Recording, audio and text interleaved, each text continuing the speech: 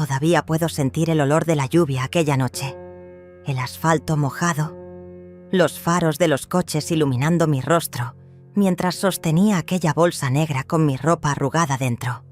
63 años de vida reducidos a una bolsa de basura en la acera. Mi nombre es Rosa, y la persona que tiró mis cosas a la calle como si fuera un mueble viejo fue mi única hija, Elisa. Tú ya no mandas aquí. Esta casa es mía ahora. Estas fueron las últimas palabras que me dijo antes de cerrarme la puerta en la cara. La misma puerta que yo misma pinté de blanco hace 15 años, cuando todavía éramos solo nosotras dos contra el mundo. La misma hija que mesía en mis brazos durante noches enteras cuando la fiebre no bajaba. Me quedé allí, paralizada, mirando aquella puerta cerrada como si fuera un muro infranqueable. La lluvia comenzó a caer con más fuerza.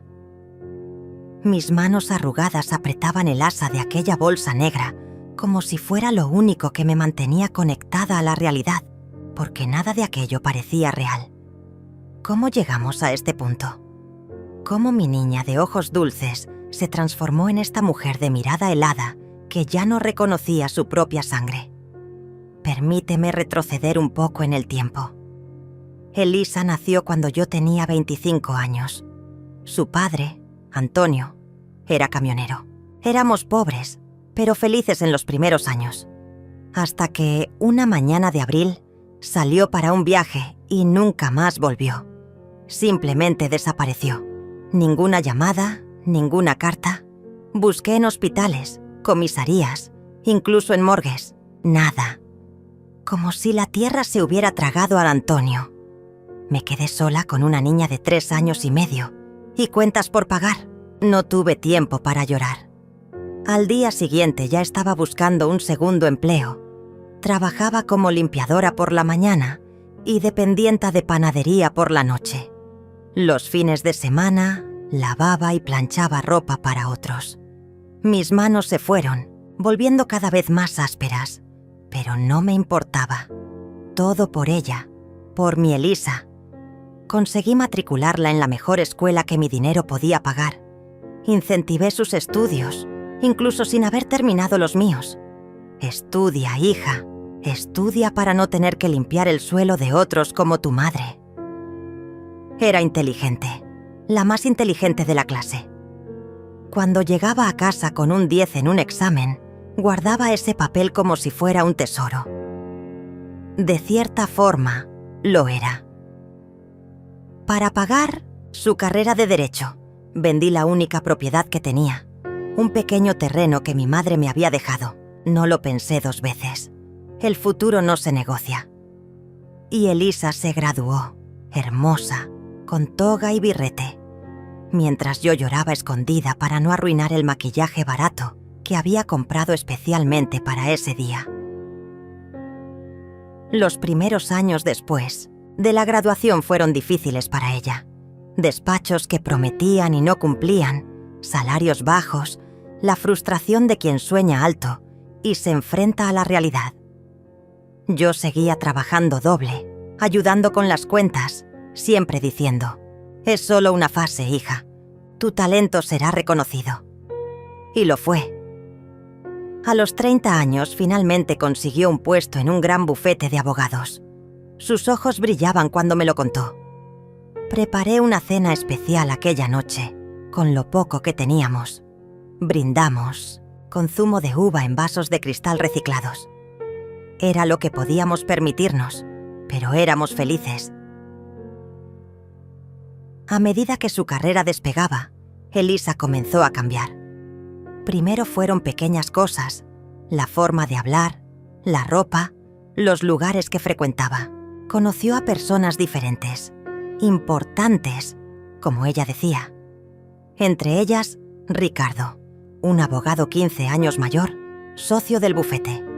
Rico, sofisticado, con ese tipo de encanto que solo el dinero antiguo proporciona. Comenzaron a salir. Pronto, estaban comprometidos. Todo sucedió tan rápido que apenas tuve tiempo de conocerlo bien. No es que él se esforzara para eso. En las pocas veces que nos encontramos, Ricardo apenas disimulaba su incomodidad. Sus ojos me analizaban de arriba abajo, como si evaluara un objeto fuera de lugar en su sala impecable. La boda fue grandiosa, en uno de esos salones de fiesta que solo había visto en revistas. Elisa estaba deslumbrante con un vestido que costaba más que todo lo que yo había ganado en mi vida. Me senté en la primera fila, con un vestido azul sencillo que había cosido especialmente para la ocasión. Sentí las miradas de su familia, escuché los susurros. ¿Es su madre? ¿La limpiadora? Tragué el llanto y sonreí. Era el día de mi hija, no el mío. Después de la boda, las visitas se fueron haciendo cada vez más raras. Elisa siempre ocupada, siempre con prisa. Las llamadas más cortas, más formales. De madre, pasé a ser casi una conocida. Lo entendía. Tenía una nueva vida ahora, una vida que yo siempre soñé para ella, hasta que llegó el diagnóstico: artritis reumatoide avanzada. Mis manos, las que tanto habían trabajado, comenzaron a fallar, los dedos deformándose, el dolor constante, los movimientos cada vez más limitados. Tuve que dejar de trabajar. La jubilación apenas cubría el alquiler y los medicamentos. Fue cuando Elisa y Ricardo me hicieron la propuesta. Habían comprado una casa nueva, más grande, en una urbanización cerrada. Su antigua casa, un apartamento de 2 habitaciones en un buen barrio, quedaría vacío. «Mamá, estamos pensando en invitarte a vivir allí. Así ya no tendrás que preocuparte por el alquiler». Mis ojos se llenaron de lágrimas. Finalmente mi hija me estaba llamando de vuelta a su lado. Acepté de inmediato, agradecida por la oportunidad de estar cerca de nuevo. Tal vez incluso ayudar con los nietos que vendrían. Poco sabía que aquella invitación era el comienzo de mi pesadilla. Los primeros meses fueron tranquilos. Elisa y Ricardo venían a visitarme los domingos. Yo preparaba el almuerzo, siempre sus platos favoritos. Ricardo apenas comía, diciendo que estaba a dieta o que había almorzado antes. Entonces, Elisa quedó embarazada. El embarazo fue difícil, con muchas náuseas y presión arterial alta. Ricardo sugirió que me mudara temporalmente a su casa para ayudar. Una vez más, acepté sin dudar. Mi hija me necesitaba. Fue en su casa donde me di cuenta de cómo funcionaba realmente la dinámica de la pareja. Ricardo controlaba todo: el dinero, las decisiones, incluso lo que Elisa vestía. Encontraba fallos en todo lo que yo hacía. La comida siempre estaba demasiado salada o desabrida. La limpieza nunca estaba a su nivel. Mi ropa sencilla era motivo de comentarios ácidos. «Rosa, no podemos recibir clientes en casa contigo vestida así. Pareces... pareces una empleada». Tragué saliva. Aguanté en silencio. Todo por mi hija, que parecía cada vez más distante, como si estuviera sonámbula dentro de su propia vida. Miguel nació, mi único nieto. Un niño hermoso, con los ojos del abuelo que nunca conoció. Me quedé para ayudar. Los meses fueron pasando y yo seguía allí, cada vez más en función de niñera y empleada que de abuela y madre. Un domingo, mientras Ricardo jugaba al golf, Elisa vino a mí con algunos papeles. «Mamá, necesitamos regularizar tu situación. Ese apartamento donde estabas viviendo, en realidad es una propiedad que Ricardo puso a mi nombre como regalo de bodas. Él cree que es mejor transferirlo a su nombre, por cuestiones fiscales. Solo necesitamos tu firma renunciando a cualquier derecho, ya que has estado allí como huésped». Aquella palabra, huésped, fue como una puñalada. El apartamento que yo consideraba mi hogar ahora era solo un lugar donde se me había permitido estar. Aún así firmé los papeles sin leerlos bien. Confiaba en mi hija. 2 semanas después, Ricardo anunció que su hermana necesitaría el apartamento y que tendría que volver a casa de ellos permanentemente. La habitación de servicio sería suficiente para mí. Fue entonces cuando me di cuenta. Ya no tenía nada. Ningún lugar al que llamar mío. Ninguna independencia. Ninguna dignidad. Las cosas empeoraron rápidamente. Ricardo apenas disimulaba el desprecio. Elisa, siempre bajo su influencia, comenzó a tratarme como una empleada. Comentarios crueles sobre mi apariencia, mis modales en la mesa, mi forma de hablar. Tenía horarios para usar la cocina, para ver televisión, incluso para bañarme. Una noche, escuché una discusión entre los dos. Ricardo gritaba sobre deshacerse de esa carga. Elisa lloraba. Decía que yo era su madre. Él respondió: una madre limpiadora que te avergüenza delante de nuestros amigos. Elige, Elisa, ella o yo. Al día siguiente, Elisa estaba diferente. Fría, distante. Ni siquiera me miró a los ojos durante el desayuno. Por la noche, mientras bañaba a Miguel, Ricardo llegó con algunos documentos. Llamó a Elisa y fue directo al asunto. Rosa, hemos encontrado una residencia muy buena para ti. Ya está todo arreglado. Sentí que mi sangre se helaba. ¿Residencia? Pero... yo cuido. De Miguel. Pensé que... Elisa interrumpió. Hemos contratado una niñera, mamá. Alguien con experiencia profesional. Fue como si el suelo desapareciera bajo mis pies. Pero, hija, te cuidé toda la vida. Nunca necesité un curso para eso. Ricardo dio aquella sonrisa fría. Son otros tiempos, Rosa, y francamente ya no tienes edad ni condiciones para esto. Fue cuando perdí la compostura por primera vez en años. ¿Condiciones? Crié a mi hija sola trabajando en 3 empleos. Nunca necesité un marido rico ni una niñera formada. El rostro de Ricardo se contorsionó de rabia. Elisa palideció. ¿Cómo te atreves a hablar así en mi casa?, vociferó Ricardo. Esta también es la casa de mi hija. Respondí, temblorosa. Fue cuando Elisa dijo las palabras que me rompieron. No, mamá. Esta es la casa de Ricardo. Él paga por todo aquí. Yo estoy de acuerdo con él. Estás necesitando cuidados profesionales. Aquella noche me quedé despierta mirando al techo, las lágrimas corriendo silenciosamente. Por la mañana tomé una decisión. No iría a ninguna residencia. Arreglaría mis cosas y volvería a mi ciudad natal. Todavía tenía una prima allí. Comenzaría de nuevo, incluso a los 63 años. Pero cuando empecé a recoger mis cosas, Elisa entró en la habitación como un huracán. Tenía un sobre en las manos. ¿Qué estás haciendo? ¿Creíste que ibas a huir? No estoy huyendo, hija. Estoy saliendo por voluntad propia.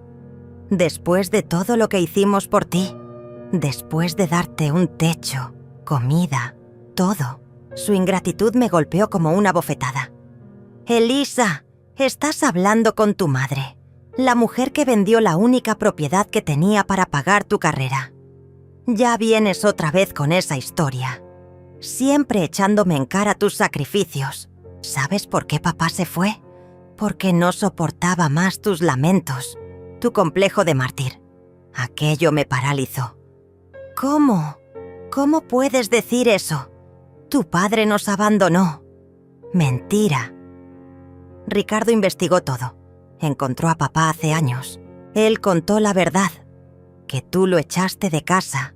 Que lo humillabas por no ganar lo suficiente.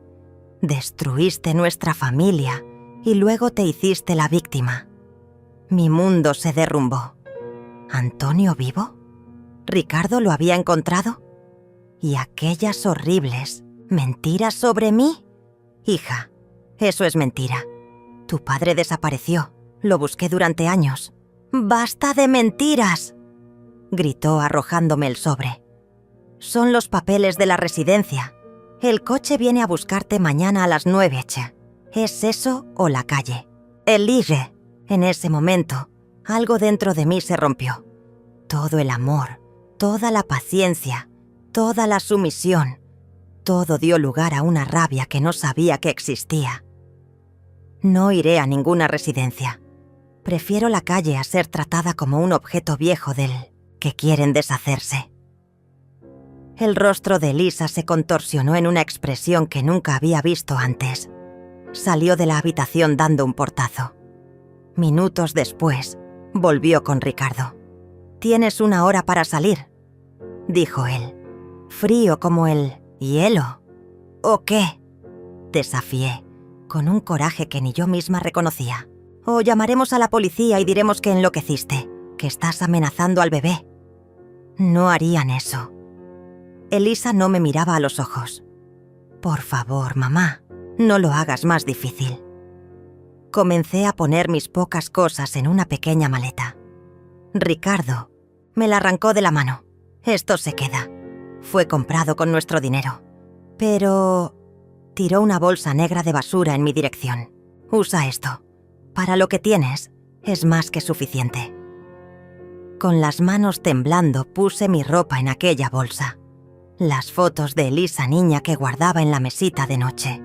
El rosario que era de mi madre. El último regalo que Antonio me dio. Un pequeño ángel de porcelana. Cuando terminé, caminé hacia la puerta principal, la dignidad siendo lo único que me quedaba. Elisa me siguió, los ojos llenos de una emoción que ya no podía descifrar. En la puerta, me giré una última vez. «Hija, no hagas esto». Fue cuando dijo aquellas palabras, empujándome hacia afuera. «Tú ya no mandas aquí. Esta casa es mía, ahora». Y cerró la puerta. Me quedé allí, en la acera, bajo la lluvia que comenzaba a caer. 63 años. Una bolsa de basura con todo lo que me quedaba. Sin casa, sin familia, sin rumbo. Caminé sin dirección. Las lágrimas mezclándose con la lluvia. Los coches pasaban, indiferentes a mi dolor. Pensé en todo lo que había sacrificado, en cada noche sin dormir, en cada comida que me salté para que ella pudiera comer. ¿Para qué? ¿Para terminar así, tirada como basura por la persona que más amaba en el mundo? Encontré un banco de plaza bajo un árbol grande que ofrecía alguna protección de la lluvia. Me senté allí, empapada, abrazada a mi bolsa de pertenencias, y por primera vez en la vida me permití sentir completamente el peso de mi soledad. En aquella noche fría, bajo la lluvia, una parte de mí murió. La madre dedicada, la mujer que siempre puso a los demás en primer lugar. En su lugar, nacía alguien nuevo, alguien que aún no conocía. Y fue esta nueva persona la que, horas después, cuando la lluvia finalmente paró, se levantó de aquel banco con una determinación silenciosa.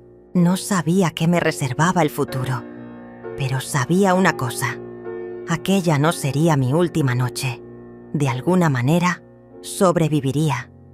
Y quizás algún día entendería por qué mi propia hija me había descartado como quien se deshace de una carga demasiado pesada para llevar. Pasé la noche en aquel banco, dormitando algunos minutos, despertando asustada. Cada ruido, cada sombra parecía una amenaza. Nunca había dormido en la calle antes. El miedo era como un animal vivo dentro de mi pecho. Cuando el sol comenzó a salir, estaba exhausta, dolorida y hambrienta. Mis dedos deformados por la artritis apenas podían sostener la bolsa con mis cosas. Caminé hasta un baño público en una plaza cercana. En el espejo agrietado, vi a una extraña. Cabello gris despeinado, ojos rojos e hinchados, ropa arrugada y húmeda por la lluvia. Me lavé la cara con agua fría. Intenté arreglar mi cabello con los dedos. Necesitaba un plan. Tenía solo 27 reales en el bolso. Todo el dinero que Ricardo permitía que tuviera como mesada. No era suficiente ni para un pasaje de autobús hasta mi ciudad natal. Me senté de nuevo en el banco, tratando de organizar mis pensamientos. Fue cuando noté a un señor observándome desde lejos. Bien vestido, cabello gris, maletín ejecutivo en mano. Desvié la mirada, incómoda. Las personas en situación de calle son invisibles hasta el momento en que se convierten en una molestia. Para mi sorpresa, el hombre se acercó. «Disculpe, señora. Por casualidad su nombre es Rosa Méndez». Me levanté sobresaltada, agarrando mi bolsa de pertenencias. ¿Cómo sabía mi nombre? ¿Quién es usted? ¿Qué quiere de mí? Sonrió levemente, una sonrisa amable que no llegaba a borrar la seriedad de su mirada. Mi nombre es Paulo Cortez. Soy abogado. Llevo años buscándola. Mi corazón se aceleró. ¿Un abogado? ¿Buscándome? ¿Sería algún truco de Ricardo para internarme a la fuerza? Si viene por parte de mi hija o de su marido, puede irse. No voy a ninguna residencia. Pareció genuinamente confundido. ¿Residencia? No, señora Rosa. Estoy aquí por su marido, Antonio Méndez.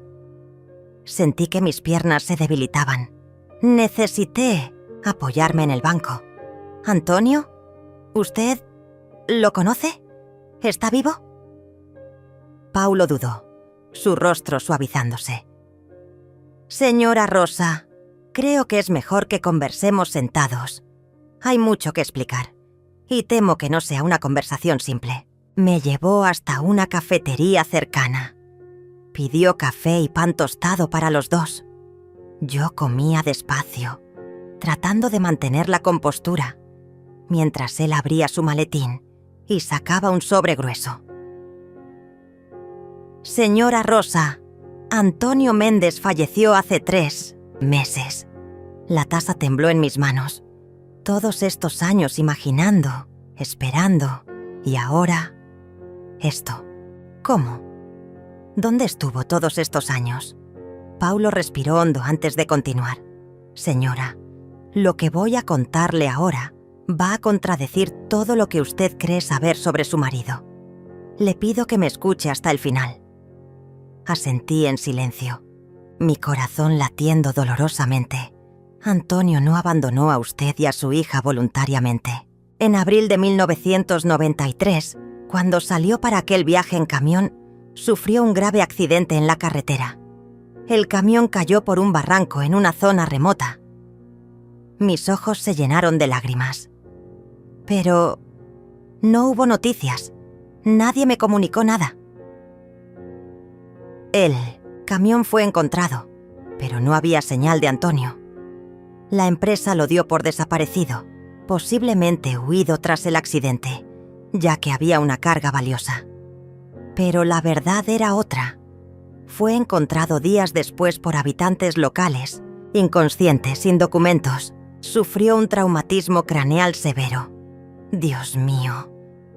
Estuvo en coma durante casi un año. Cuando despertó, tenía amnesia. No recordaba su nombre, su familia, nada. Fue transferido a un hospital psiquiátrico en otro estado, donde estuvo internado como paciente sin identificación durante años. Las lágrimas corrían libremente por mi rostro ahora. Antonio vivo, pero perdido en sí mismo, mientras yo creía haber sido abandonada. ¿Qué pasó después? Con el tiempo, fragmentos de memoria comenzaron a volver. Su nombre, su profesión. Pero nunca recordó completamente a usted o a su hija. Los médicos decían que era un mecanismo de defensa, que tal vez el cerebro estaba bloqueando recuerdos dolorosos. Entonces, ¿él nunca intentó encontrarnos? Paulo sacó un sobre más pequeño de dentro del maletín. Lo intentó, señora Rosa, durante años. Mire, eran cartas, decenas de ellas, todas dirigidas a mí, todas devueltas con el sello «Destinatario desconocido». Yo me había mudado tantas veces, siempre buscando alquileres más baratos. Cuando recuperó parte de la memoria, comenzó a trabajar como portero en un condominio. Vivía simplemente, ahorrando todo lo que podía. Nunca se casó de nuevo, Nunca tuvo otros hijos. Algo dentro de él sabía que tenía una familia en algún lugar. Yo hojeaba las cartas con los dedos temblorosos, viendo la caligrafía de Antonio, ahora más temblorosa que la que recordaba, pero aún reconocible. Hace unos 5 años fue diagnosticado con cáncer de pulmón. Fue cuando intensificó la búsqueda de usted y de su hija. Contrató a un detective que finalmente logró localizarlas. Pero entonces, algo extraño sucedió. Levanté los ojos de las cartas, intrigada. ¿Qué? El detective descubrió que su hija Elisa estaba casada con Ricardo Vasconcelos, un abogado conocido en el medio. Cuando Antonio intentó ponerse en contacto con ella, Ricardo intercedió. Dijo que representaba a la familia y que ni usted ni Elisa deseaban ningún contacto con él. Sentí la sangre hervir en mis venas. ¡Ricardo! Siempre Ricardo. Eso es mentira. Yo nunca supe que Antonio estaba vivo. Es lo que imaginé. Ricardo presentó documentos, testimonios, incluso cartas supuestamente escritas por usted, rechazando cualquier intento de contacto. Antonio estaba demasiado débil para luchar. Aceptó el rechazo como parte de su castigo por haber abandonado a ustedes, aunque involuntariamente. No podía creerlo. Ricardo había impedido deliberadamente que supiéramos de la existencia de Antonio. Pero, ¿por qué? Cuando Antonio supo que le quedaban pocos meses de vida, hizo un último intento. Envió una carta directamente a la casa de ustedes, adjuntando exámenes médicos que probaban su condición. Nuevamente, Ricardo respondió en nombre de ustedes, esta vez con una carta aún más cruel, diciendo que ni en la muerte sería perdonado por el abandono. Cubrí mi boca con las manos, horrorizada. Yo nunca, jamás habría dicho algo así. Yo amaba a Antonio, siempre lo amé. Paulo me miró con compasión. Antonio murió creyendo que había sido rechazado por la familia que no lograba recordar completamente. Pero, antes de morir, hizo un último gesto. Sacó un documento del maletín. Este es el testamento de Antonio Méndez. Durante años de trabajo simple, invirtió cada centavo que ahorraba. Su patrón, dueño del condominio, lo ayudó a hacer inversiones modestas que con el tiempo crecieron significativamente. Además, finalmente llegó la indemnización por el accidente, que había estado bloqueada en la justicia durante décadas. Yo miraba el documento sin entender completamente. ¿Y qué significa esto? Significa, señora Rosa, que su marido murió dejando una fortuna modesta, pero significativa. Aproximadamente 2.400.000 reales. Casi me caí de la silla. ¿Qué? Y más importante, lo dejó todo para usted, con una única condición, que use el dinero para vivir cómodamente sus últimos años y que deje una parte para su nieto, Miguel. Mi cabeza daba vueltas. ¿Cómo? Elisa tuvo una niña, no un niño. Paulo frunció el ceño. Señora Rosa, en el registro de nacimiento que pudimos acceder, consta que su hija tuvo un niño llamado Miguel Antonio, en homenaje a su abuelo. Entonces caí en la cuenta. Una mentira más. Ricardo y Elisa me habían hecho creer que mi nieto era una niña, probablemente para que nunca notara el homenaje al hombre que supuestamente nos había abandonado. Pero hay algo más, continuó Paulo. Algo sobre la casa donde vive su hija actualmente. ¿Qué tiene la casa? Es una mansión en una urbanización de lujo. Ricardo siempre se jactó de haberla comprado al contado. La casa no pertenece a Ricardo, señora Rosa. Nunca le perteneció. Sentí que mi corazón fallaba un latido. ¿Cómo así? La casa fue comprada hace 8 años con el dinero de las primeras indemnizaciones del accidente de Antonio. Él no lograba recordarlas completamente, pero sabía que tenía una hija y quería garantizar que tuviera un hogar seguro. La compra se hizo a través de una empresa fantasma para evitar que Ricardo descubriera el origen del dinero. Lágrimas silenciosas corrían por mi rostro. «¿Antonio compró aquella casa para Elisa?» «Sí, señora. La casa está registrada a nombre de una empresa cuya única accionista es usted. Antonio la puso como propietaria, con usufructo para Elisa. En términos simples, la casa es suya y su hija tiene derecho a vivir allí mientras usted lo permita». Me quedé en silencio, procesando todo. Antonio no solo estuvo vivo todos estos años, sino que nunca nos abandonó en espíritu. Y ahora, incluso en la muerte, seguía cuidando de nosotras. Hay una cosa más, señora Rosa. Una carta, la última que Antonio escribió, dirigida a usted, para ser entregada tras su muerte. Me entregó un sobre sellado. Con dedos temblorosos, lo abrí. «Querida Rosa, si estás leyendo esto, significa que finalmente nos encontramos, aunque yo ya me haya ido. No recuerdo completamente tu rostro, el color de tus ojos, el sonido de tu risa. El accidente se llevó eso de mí, pero mi corazón siempre supo que existías en algún lugar. Intenté volver a ti y a nuestra hija tantas veces. Espero que algún día puedan perdonarme por no haber sido más fuerte, por no haber logrado romper esta niebla que cubrió mis recuerdos.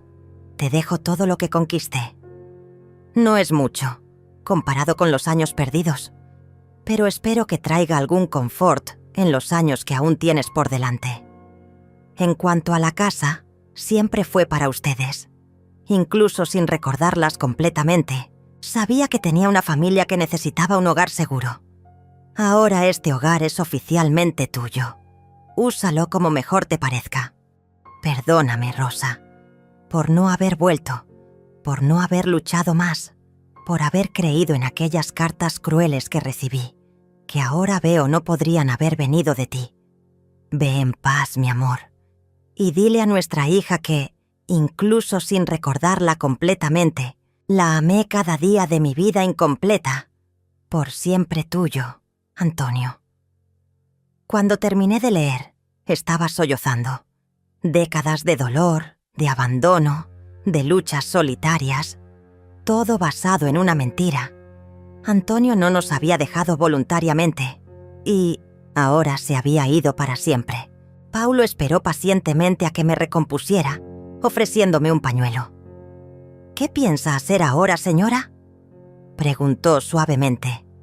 Miré la carta en mis manos, las palabras de un hombre que, aún sin recordarme completamente, nunca dejó de amarme. Y entonces pensé en Elisa, en cómo había sido manipulada por Ricardo, en cómo ambas habíamos sido víctimas de una misma crueldad. «Quiero recuperar mi vida», respondí, con una firmeza que me sorprendió hasta a mí misma. «Y quiero que mi hija sepa la verdad». Paulo asintió satisfecho. «Entonces vamos a trabajar en eso, señora Rosa, inmediatamente». En las horas siguientes, Paulo me llevó a su despacho, donde conocí a su equipo de abogados. Tomé una ducha en las dependencias del lugar, me puse ropa limpia que la secretaria gentilmente compró para mí y comencé a firmar los documentos necesarios para asumir mi herencia y reivindicar mis derechos sobre la casa. «Señora Rosa», dijo Paulo mientras yo firmaba el último documento, «debo advertirle algo. Recientemente, Ricardo ha intentado transferir la propiedad de la casa a su nombre, falsificando documentos y firmas. De hecho, es por eso que intensificamos la búsqueda de usted en las últimas semanas. Está a punto de cerrar un negocio, usando la casa como garantía para un préstamo millonario». Dejé de firmar, sintiendo la sangre hervir. ¿Está usando la casa que Antonio compró para nuestra hija en algún esquema? Exactamente. Y tenemos razones para creer que su hija no está al tanto de la gravedad de la situación, por los movimientos bancarios que pudimos rastrear. Ricardo está hundido en deudas de juego e inversiones fracasadas. Necesita desesperadamente ese dinero.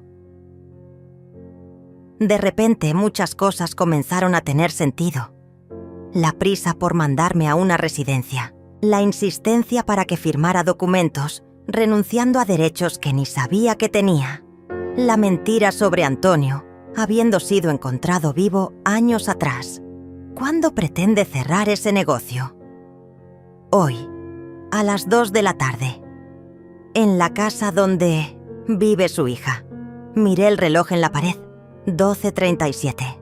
No teníamos mucho tiempo. Entonces es allí donde iremos, dije, levantándome con una determinación que no sentía desde hacía años. Durante el trayecto hasta la casa de Elisa, Paulo me explicó más detalles sobre la situación legal. La mansión donde vivía mi hija, valorada en más de 5 millones debido a la ubicación privilegiada, había sido comprada por Antonio a través de una empresa fantasma. Él había puesto la propiedad a mi nombre, con usufructo para Elisa. En la práctica, la casa era mía, y Elisa tenía derecho a vivir allí mientras yo lo permitiera. Ricardo, de alguna manera, había descubierto el origen de la propiedad, pero no que estaba a mi nombre. Creía que la empresa fantasma se había disuelto con la muerte de Antonio, dejando la casa sin un propietario legal claro. Por eso estaba falsificando documentos para regularizar la situación, poniéndola a su nombre. Probablemente descubrió sobre Antonio hace años y mantuvo la información oculta de ustedes dos para evitar que descubrieran sobre la casa y otros bienes, explicó Paulo. Cuando Antonio murió y el testamento salió a la luz, Ricardo debe haber entrado en pánico. De ahí la prisa por mandarla a una residencia o incluso a la calle. El coche entró en la urbanización lujosa donde vivía mi hija. Mi corazón latía acelerado. Detrás de nosotros venían 2 coches más. Uno con el equipo jurídico de Paulo, otro con un oficial de justicia y policías, por si fuera necesario. Nos detuvimos frente a la mansión donde, hasta la noche anterior, yo había dormido en una habitación de servicio. Coches de lujo estaban estacionados en la entrada. El negocio ya estaba en marcha. Paulo se giró hacia mí. «Señora Rosa, ¿está lista?» Respiré hondo. Más que nunca. Caminamos hasta la puerta. Antes de que pudiéramos tocar el timbre, la puerta se abrió. Era Marta, el ama de llaves, que abrió los ojos de par en par al verme.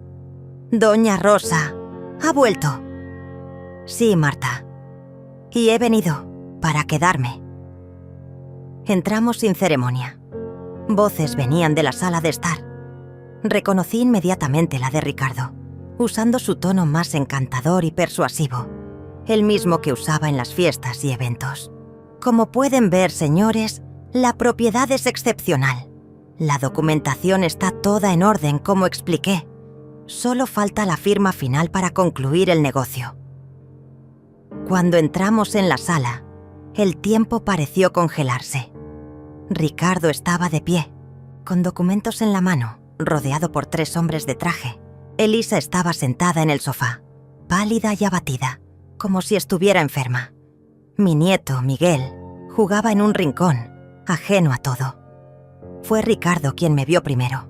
Su rostro pasó de la sorpresa al horror en segundos. ¿Rosa? ¿Qué? ¿Cómo? Buenas tardes, Ricardo, dije con una calma que no sentía. Lamento interrumpir su reunión, pero me temo que hay un gran malentendido sobre esta casa. Los hombres de traje se miraron entre sí, confundidos. Elisa se levantó de un salto. «¿Mamá? ¿Qué estás haciendo aquí? ¿Cómo entraste?» Miré directamente a mi hija, a aquel rostro que había besado miles de veces, que había visto crecer y cambiar a lo largo de los años. Vine a decir la verdad, Elisa.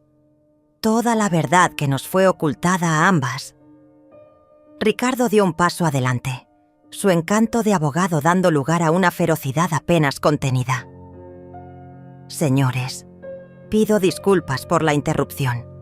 Esta es mi suegra, que infelizmente sufre de demencia. Tuvimos que internarla recientemente, pero parece que se escapó. Si pueden darnos unos minutos. Paulo se adelantó. Mi nombre es Paulo Cortez. Soy abogado de la señora Rosa Méndez, legítima propietaria de esta residencia. Y usted, Ricardo Vasconcelos, está a punto de cometer un fraude. La sala se sumergió en el silencio. Los hombres de traje, que percibí, ahora eran inversores interesados en la compra, comenzaron a agitarse. ¿De qué está hablando?, uno de ellos preguntó. El señor Vasconcelos nos garantizó que la propiedad está libre y desembarazada. Cualquier documento que muestre esta casa a nombre del señor Ricardo, o incluso de la señora Elisa, es un fraude, respondió Paulo, haciendo una señal para que su equipo entrara con las carpetas de documentos. La propiedad pertenece legalmente a la señora Rosa Méndez, por donación de su difunto marido, Antonio Méndez. Elisa trastabilló, necesitando apoyarse en el sofá. ¿Papá? ¿Qué tiene que ver mi padre en todo esto? Miré a mi hija, sintiendo una mezcla de dolor y compasión. Tu padre no nos abandonó, Elisa. Sufrió un accidente. Perdió la memoria. Pasó años intentando encontrarnos. ¡Eso es ridículo!, explotó Ricardo. Antonio Méndez era un borracho que abandonó a su familia. Me lo confesó personalmente. Fue cuando me di cuenta de la extensión de la crueldad de Ricardo. No solo nos había separado de Antonio en los últimos años, sino que había mentido a Elisa toda la vida, alimentando su resentimiento contra su padre.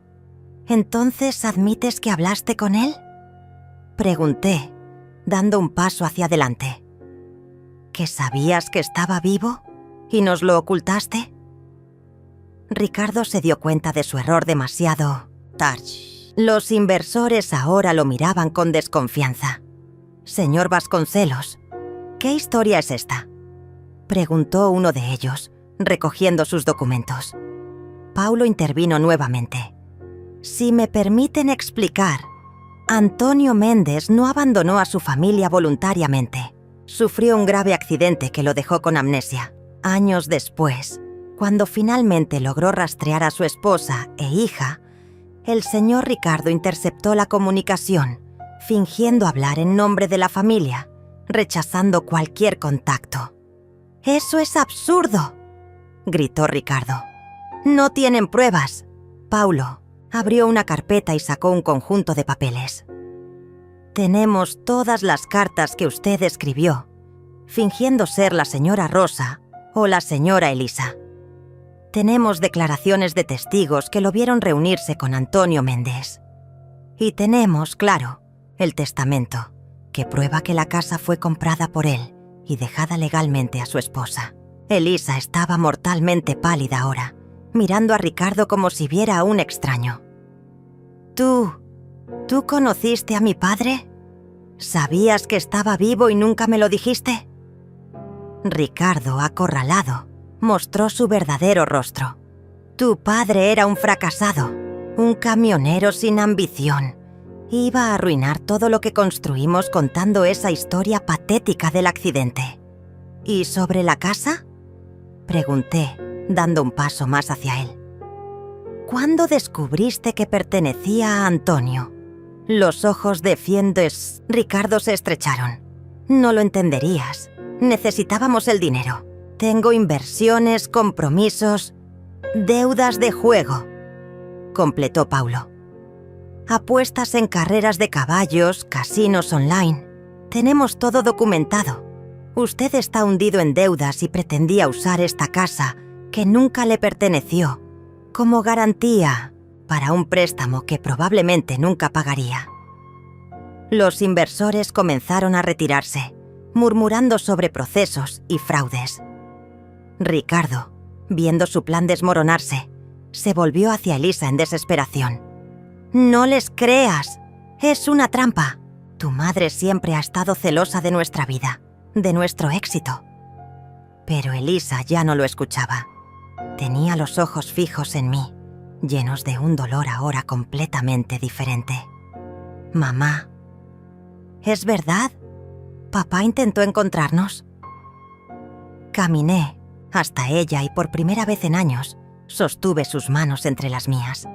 Sí, hija, nunca dejó de amarnos, incluso sin poder recordarnos completamente. Compró esta casa para ti, para garantizar que tuvieras un hogar seguro. Trabajó toda la vida para eso, viviendo simplemente, ahorrando cada centavo. Lágrimas corrían por el rostro de Elisa. La máscara de frialdad que Ricardo había construido a su alrededor se estaba desmoronando. ¿Y las cartas que dijiste que envió? ¿Dónde están? Hice una señal a Paulo, que trajo el paquete de cartas de vueltas. Se las entregué a Elisa. Escribió durante años. Nunca llegaron a nosotras porque nos mudábamos constantemente y porque más tarde Ricardo las interceptó. Elisa comenzó a leer una de las cartas, sollozando. Ricardo aprovechó el momento para intentar escapar, pero los policías que habían entrado discretamente lo detuvieron. Señor Vasconcelos, está detenido para averiguación bajo acusación de intento de fraude, falsificación de documentos y apropiación indebida, anunció uno de los policías. Mientras Ricardo era llevado, resistiéndose y gritando amenazas, Miguel corrió hasta nosotras, asustado por la confusión. «Mamá, ¿por qué se llevan a papá? Abuela, has vuelto». Me agaché para abrazar a mi nieto. Mi nieto, no mi nieta como Ricardo y Elisa me habían hecho creer. El niño que llevaba el nombre de su abuelo, un homenaje que Elisa había hecho secretamente, tal vez como un gesto inconsciente de amor por el padre que creía haber perdido. «Sí, querido, la abuela ha vuelto y no se va a marchar nunca más». En las horas siguientes, mientras el equipo jurídico organizaba los documentos y el oficial de justicia garantizaba que la casa estaba legalmente bajo mi posesión, Elisa y yo nos sentamos en el jardín, con Miguel jugando cerca de nosotras. Le mostré la última carta de Antonio, aquella escrita en su lecho de muerte. Cuando terminó de leerla, Elisa lloraba como una niña. Él me amaba. Todos estos años, pensé que había sido abandonada, rechazada. Ricardo siempre alimentó eso diciendo que yo me parecía a ti, que hombres débiles como mi padre huían de las responsabilidades. Acaricié su cabello, como hacía cuando era pequeña. Ricardo vio en ti una oportunidad, hija. Una abogada talentosa, con potencial y tal vez más importante, alguien con una herida emocional que él podría manipular. Usó tu dolor por él, abandono de tu padre para controlarte, para alejarte de mí, para mantenerte emocionalmente dependiente de él. Elisa asintió, secándose las lágrimas. Lo permití, mamá. Permití que me transformara en algo que no soy. Aquella noche, cuando te eché a la calle, me odié por eso. Más tarde, lloré toda la noche, pero no tuve el valor de ir a buscarte.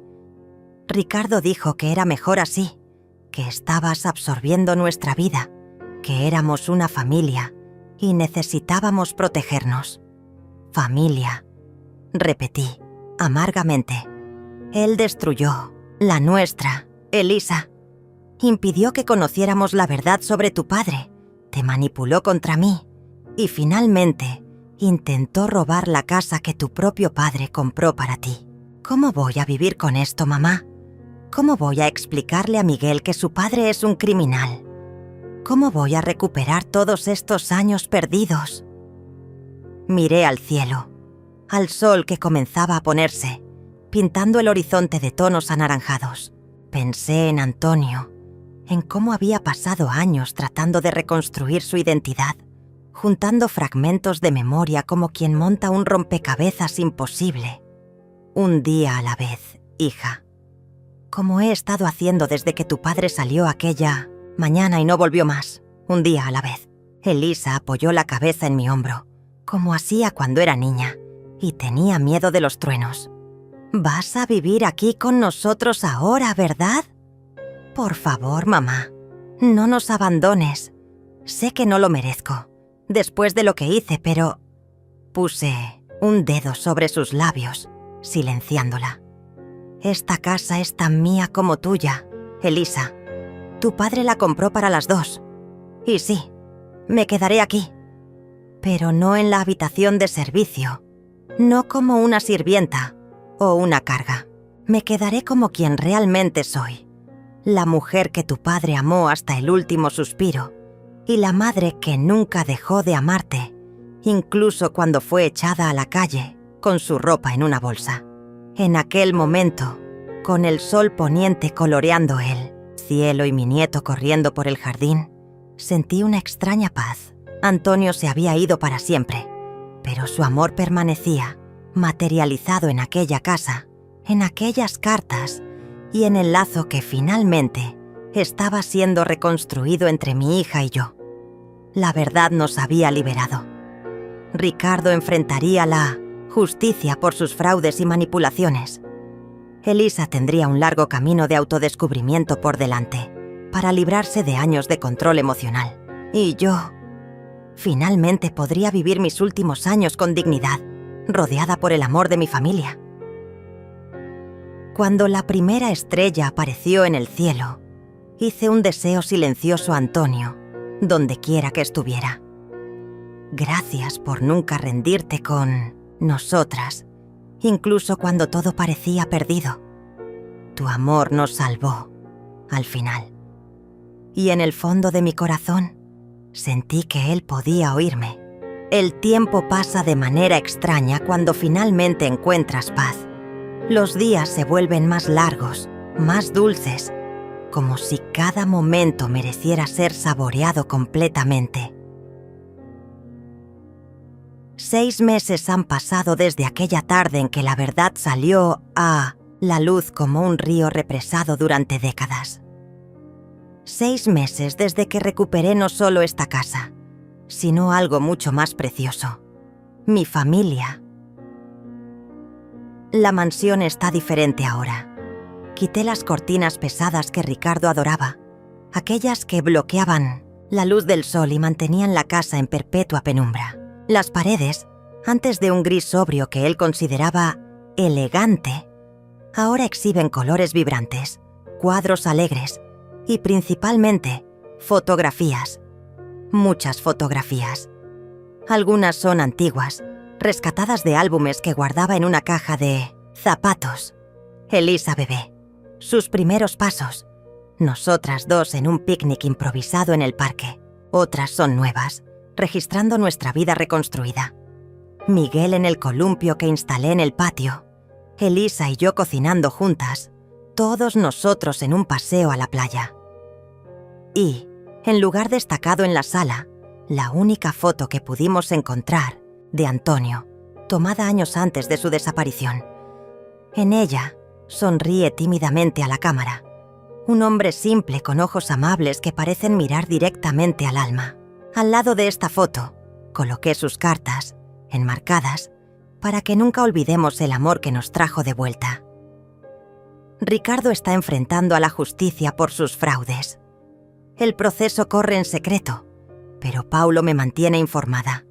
Confesó haber descubierto sobre Antonio hace casi 5 años, cuando un antiguo colega de trabajo lo reconoció en un evento y mencionó el milagro del camionero que sobrevivió a aquel terrible accidente. Ricardo, siempre atento a las oportunidades, rastreó a Antonio y al descubrir sobre su creciente patrimonio y la casa comprada en secreto, elaboró un plan. Primero convenció a Elisa de que habían investigado a Antonio hace años y descubierto que había abandonado a la familia voluntariamente. Después, cuando supo de la enfermedad terminal de Antonio, interceptó sus intentos de contacto, forjando rechazos crueles en nuestro nombre. Finalmente, cuando Antonio falleció y su testamento salió a la luz, Ricardo entró en pánico, temiendo que yo descubriera la verdad. De ahí la prisa por alejarme, internarme o incluso echarme a la calle. Lo que no contaba era con la persistencia de Paulo, el abogado contratado por Antonio en sus últimos días, para garantizar que su voluntad fuera respetada y que la verdad llegara hasta nosotras. Elisa está diferente. El proceso de curación ha sido lento, doloroso a veces, pero constante. En las primeras semanas tras la revelación, apenas podía mirarse al espejo, consumida por la culpa de cómo me había tratado y por el dolor de saber que su padre había intentado encontrarla durante años, sin éxito. Iniciamos terapia familiar. En las primeras sesiones, había más lágrimas que palabras.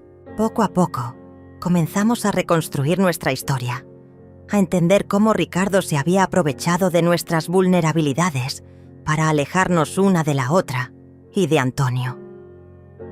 Él me decía que merecía más, que tú me criaste para ser dependiente, que necesitaba liberarme de tu influencia.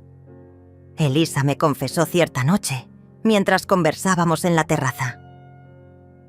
Al principio resistía, pero él era persistente, sutil. Una gota de agua constante, desgastando la piedra. Un comentario aquí, una insinuación allá. Los manipuladores son así, respondí, acariciando su cabello como hacía cuando era pequeña. No te empujan del precipicio, te convencen de dar un paso a la vez hasta que tú misma saltas, creyendo que estás volando. Elisa volvió a trabajar, pero ya no en el bufete de Ricardo. Abrió su propio consultorio jurídico, especializado en derecho familiar y causas sociales. Usando una parte de la herencia de Antonio, creó una fundación para ayudar a víctimas de accidentes que perdieron la memoria, facilitando la reunión con sus familias. Miguel, mi nieto precioso, florece cada día. A los 6 años, es curioso, amoroso y sorprendentemente resiliente. Los niños tienen ese don de adaptarse, de encontrar alegría, incluso en las situaciones más difíciles. Hace preguntas sobre el abuelo que nunca conoció, y yo le cuento historias. Algunas verdaderas, otras rellenas con la imaginación que el amor permite. En cuanto a mí, redescubrí placeres simples que había olvidado a lo largo de los años de lucha. Volví a pintar, un hobby que abandoné cuando Antonio desapareció y las cuentas se acumularon. Mis dedos, aún deformados por la artritis, se mueven con dificultad sobre el lienzo, pero hay una libertad en esa imprecisión, una belleza cruda en los trazos imperfectos que antes me habrían molestado. También volví a estudiar. Me matriculé en un curso de literatura en la universidad local, realizando un sueño antiguo que había sido postergado durante décadas. Soy fácilmente la alumna más mayor de la clase, pero eso no me molesta. Hay algo poderoso en reclamar tu educación a los 63 años, en mostrar al mundo que nunca es tarde para recomenzar. La fortuna que Antonio dejó, administrada sabiamente por Paulo, nos proporciona una vida cómoda. No es una riqueza ostentosa. Nunca me acostumbraría a eso después de tantos años de simplicidad forzada, pero es suficiente para vivir sin preocupaciones, para garantizar el futuro de Miguel y para hacer el bien donde podemos. Parte del dinero fue usado para crear una beca de estudios a nombre de Antonio, destinada a hijos de camioneros que perdieron a sus padres en accidentes. Es nuestra forma de honrar su memoria, de transformar nuestra tragedia en esperanza para otros. Sin embargo, la verdadera riqueza que encontré no está en los números de una cuenta bancaria o en los metros cuadrados de esta mansión. Está en los desayunos con Elisa y Miguel, en las conversaciones nocturnas en el jardín, en las pequeñas reconciliaciones diarias que vamos construyendo, pieza por pieza, como un mosaico precioso, hecho de fragmentos que alguna vez estuvieron rotos. Ayer, mientras veíamos la puesta de sol en el jardín, Miguel me preguntó sobre aquella noche, la noche en que su madre me echó a la calle con mi ropa en una bolsa. Es joven, pero demasiado intuitivo para no percibir los ecos de aquel trauma que aún reverberan en nuestra familia. Abuela, ¿te enfadaste mucho con mamá aquella noche? Elisa, sentada cerca de nosotros, se tensó visiblemente, los ojos bajos, todavía cargando el peso de aquel terrible momento. Respiré hondo antes de responder, eligiendo cuidadosamente mis palabras. No fue enfado lo que sentí, querido. Fue dolor. Un dolor profundo, como si algo dentro de mí se estuviera rompiendo. Pero ¿sabes qué descubrí? Algunas cosas necesitan romperse para poder ser reconstruidas de forma más fuerte, más hermosa. Miguel asintió, con esa seriedad que los niños asumen cuando están procesando algo importante. Como esos jarrones japoneses que me enseñaste, los que son reparados con oro en las grietas. Sonreí, sorprendida de que lo recordara. Exactamente, kintsugi, el arte de hacer que las cicatrices sean parte de la belleza, no algo a esconder. Elisa, a nuestro lado, dejó escapar una lágrima. Silenciosa, tomé su mano y la apreté suavemente. Todos nos rompimos aquella noche. Continué, mirando a mi hija con todo el amor que siempre sentí por ella, incluso en los momentos más oscuros. Pero míranos ahora. Las grietas siguen aquí, pero brillan con el oro de la verdad, del perdón, del recomienzo. Miguel, satisfecho con la respuesta, volvió a jugar. Elisa permaneció a mi lado, nuestras manos unidas en un silencio que decía más que cualquier palabra podría expresar. Más tarde, ya de noche, sola en mi habitación, abrí la última carta de Antonio una vez más. Ya la he leído tantas veces, que prácticamente me sé cada palabra de memoria, pero hay un consuelo en el ritual, como una oración secular que me conecta con él. Pasé los dedos sobre su firma, imaginándolo escribiendo estas palabras, sabiendo que serían las últimas, que me dirigiría. Pensé en todo lo que perdimos, los cumpleaños, las navidades, los momentos simples del día a día que, sumados, constituyen una vida compartida. Pero entonces miré por la ventana, a la luna llena que bañaba el jardín con su luz plateada, y sentí una extraña certeza. Nada está realmente perdido. El amor que compartimos, incluso interrumpido por décadas de separación, continuó existiendo, creciendo en silencio como una semilla enterrada que, contra todas las probabilidades, encuentra su camino hacia la luz. Antonio no está aquí físicamente, pero su amor nos salvó. Nos dio esta casa, esta segunda oportunidad, esta verdad que, aunque dolorosa, nos liberó de las mentiras que nos aprisionaban. A veces, cuando estoy sola en el jardín, siento su presencia como una brisa suave, un calor que no viene del sol. Hablo con él en esos momentos, le cuento sobre nuestro día, sobre cómo Elisa se está recuperando, sobre las travesuras de Miguel. Y aunque no puedo oír su respuesta, sé que él está escuchando. Mañana cumpliré 64 años. Elisa está organizando una pequeña celebración, la primera fiesta de cumpleaños que tendré en décadas. Ha invitado a Paulo y su esposa, algunos vecinos que se han convertido en amigos, mi prima del interior que finalmente logré localizar. Es un recomienzo modesto pero genuino, un nuevo capítulo que nunca imaginé que escribiría a estas alturas de la vida. Guardé la carta de Antonio y me preparé para dormir. Antes de apagar la luz, miré al portarretratos al lado de la cama, donde coloqué aquella única foto de él. Sus ojos congelados en el tiempo parecían sonreírme. «Buenas noches, mi amor», susurré. «Gracias por nunca rendirte con nosotras». Y, mientras el sueño me envolvía suavemente, tuve la certeza de que, de alguna forma, en algún lugar, Él respondía: «Buenas noches, Rosa. Siempre supe que me encontrarían. Esta es mi historia.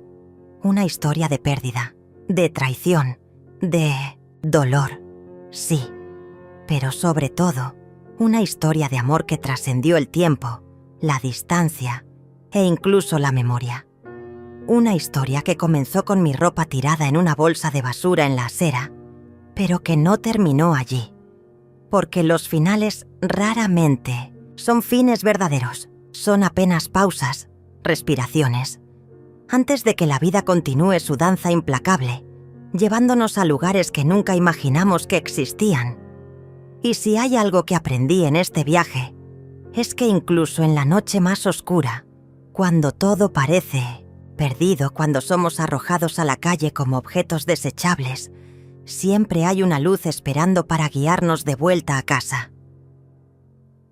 A veces, esa luz viene de un amor que nunca murió realmente.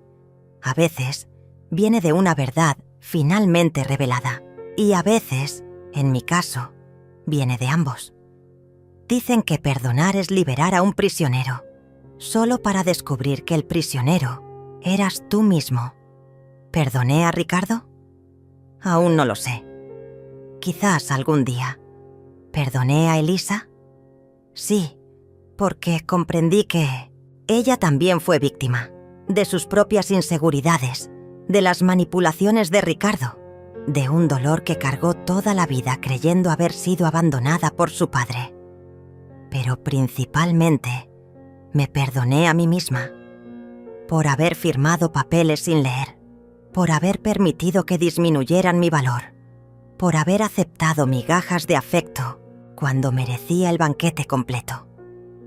Esta mañana, mientras tomábamos café en la terraza, Elisa me mostró los papeles del divorcio finalmente concluido. Ricardo aceptó un acuerdo para evitar un proceso más largo y potencialmente más dañino para su reputación ya manchada. No verá a Miguel por un tiempo, hasta completar un programa de rehabilitación para jugadores compulsivos y terapia para control de la ira. Tengo miedo de que Miguel me culpe algún día, Elisa confesó, por alejarlo de su padre. No lo estás alejando de su padre, respondí, sirviendo más café. Lo estás protegiendo, dando tiempo para que Ricardo se convierta en un padre mejor, más saludable. Eso es amor, hija. Ella sonrió. Esa sonrisa que me recuerda tanto al Antonio joven. ¿Dónde aprendiste a ser tan sabia, mamá? En el duro camino de la vida, hija. En las aceras frías, en las largas esperas, en las esperanzas postergadas. La sabiduría no viene de libros o escuelas. Viene de las cicatrices que cargamos y de cómo elegimos interpretarlas.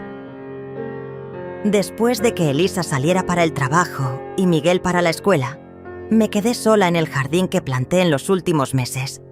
Rosas, lirios, girasoles, flores que exigen cuidado constante, como las relaciones. Mis manos, a pesar de la artritis, encuentran placer en trabajar la tierra, en crear belleza donde antes solo había césped cortado con precisión militar, como Ricardo exigía.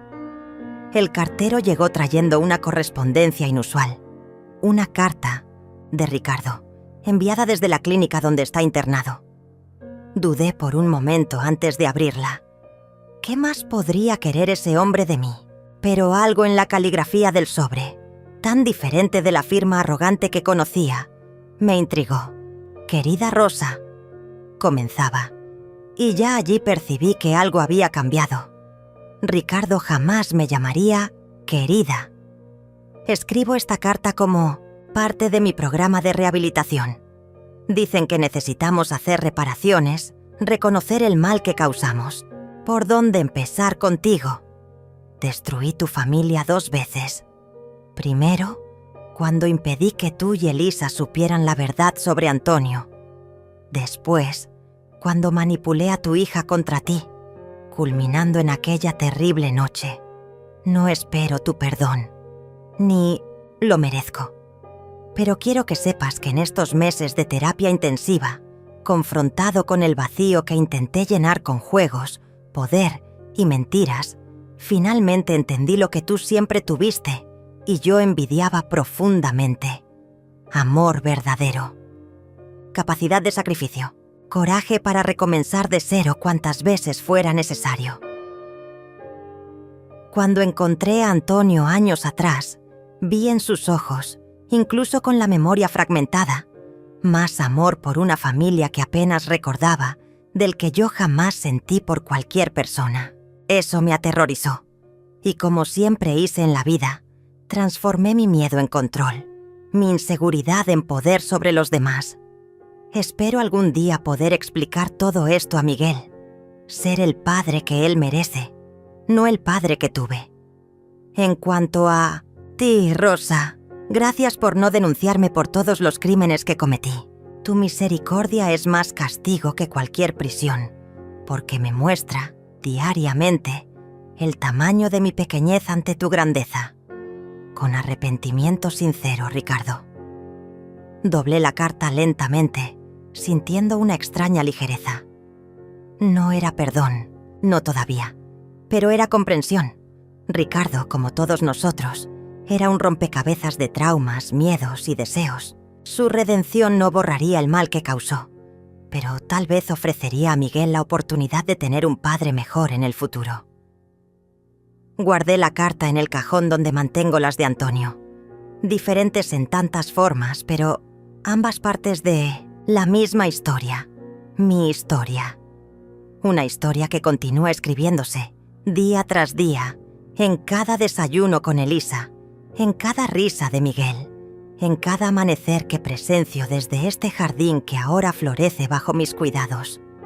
Por la noche, cuando la casa finalmente se silencia, a veces tomo el viejo álbum de fotografías y lo hojeo despacio. La joven Rosa, con Antonio al lado, ambos sonrientes ante un futuro que imaginaban compartir para siempre.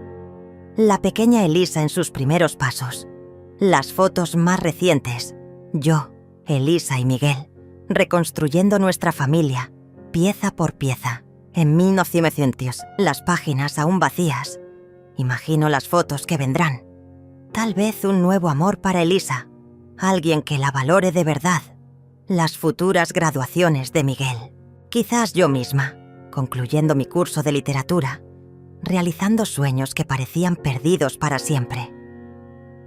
La vida es generosa en sus segundas oportunidades, si tenemos el coraje de agarrarlas. E incluso en las peores traiciones, en las noches más frías pasadas en bancos de plaza, puede haber un amanecer prometiendo calor, luz, renacimiento. Mi viaje comenzó con una bolsa de basura conteniendo todas mis ropas, tirada en la acera por mi propia hija. Pero no terminó allí. No terminó cuando descubrí la verdad sobre Antonio. No terminó cuando recuperé esta casa. Mi viaje, como el de todos, es continuo. Un río que nunca deja de fluir, encontrando nuevos caminos cuando surgen obstáculos, a veces desbordándose de dolor, a veces serenándose en tramos de paz. Y lo más importante, mi viaje no es solitario. Incluso en los momentos en que me sentí completamente abandonada, había personas buscándome, amores persistiendo en la memoria, verdades esperando ser reveladas. Todos estamos interconectados por hilos invisibles que ni el tiempo, ni la distancia, ni siquiera la muerte pueden romper completamente. Antonio lo demostró. Y yo, en mi pequeña existencia, intento honrar esa lección todos los días. Cuando el sueño finalmente llega, me arrulla con una certeza reconfortante. El amor verdadero, aquel que da sin esperar retorno, que persiste incluso cuando todo parece perdido, es la única fuerza capaz de atravesar hasta las noches más oscuras y encontrar, del otro lado, la luz renovadora de un nuevo amanecer. Y al final, es solo eso lo que importa.